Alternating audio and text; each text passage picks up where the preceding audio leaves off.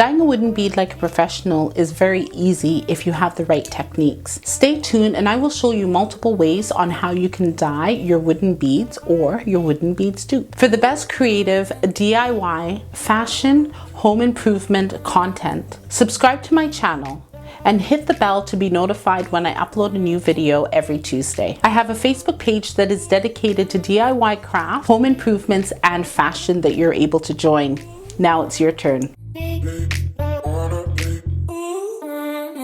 For this week's tutorial, you're going to need wooden beads of your choice. Now your wooden beads can have varnish over top of them, or they could be natural wooden beads. You can use the wooden bead dupes that we have made, a stir stick, shish kebab stick and or a dowel, paint of your choice, and a paintbrush. Now you will also need to have a container to hold your beads so that you're able to dry them drip dry style.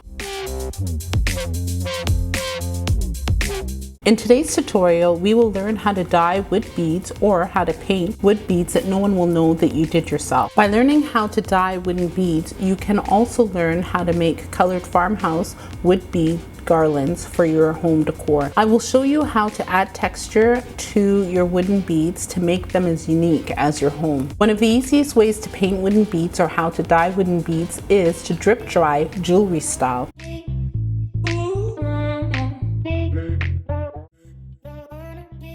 If you're going to use a paintbrush, one of the best ways to paint it is to secure your bead, and your bead won't turn, and you just paint on the bead. And you can turn your hand and keep manipulating that until your bead is completely turned and coated with the paint color that you're using.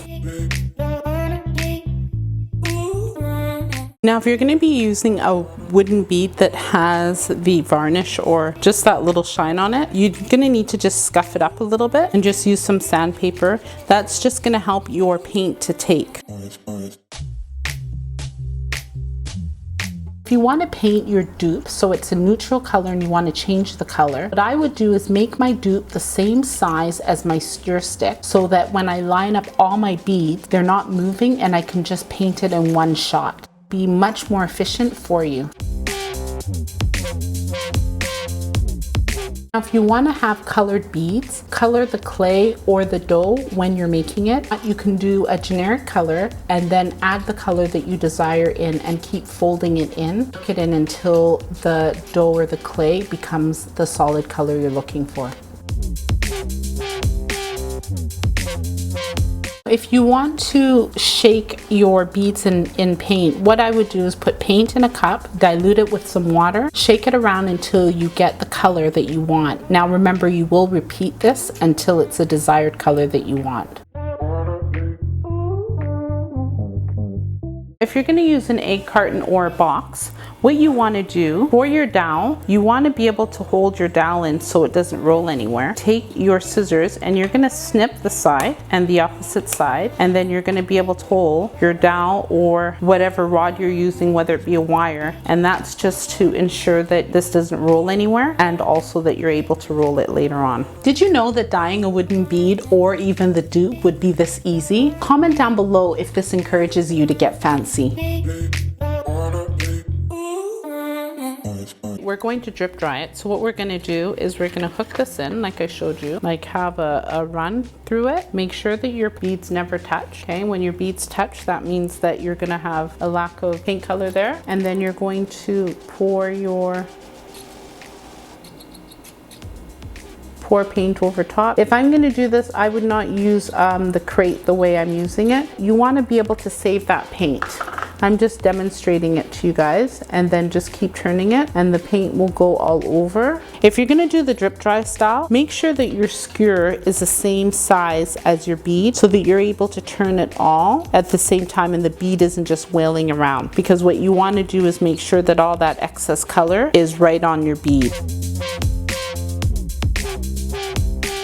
If you want to do some cool designs, you're just going to dilute some paint in water. Not too much, you just want it a little bit. Gonna tap it and just kind of flick it, okay?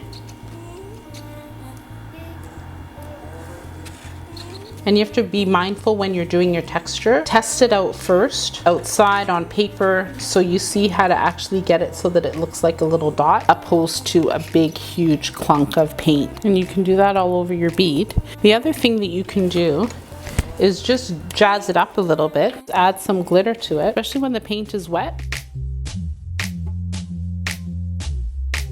So one of the things that I wanted to show you with your beads is you can create a 3D effect, or you can even paint and make the paint look 3D. You can paint it, you can do it with whatever you want. Now what I would recommend, if you want to go and create something on your beads and you're going to hang it on your tree, or even do something for Valentine's Day, leave it this way. But if you're going to hang it on your tree, I would put it this way. So I would make my, whatever I'm making, I would have it so that the top and the bottom is here, so that when the jute goes through, you can actually see it and it's not this way.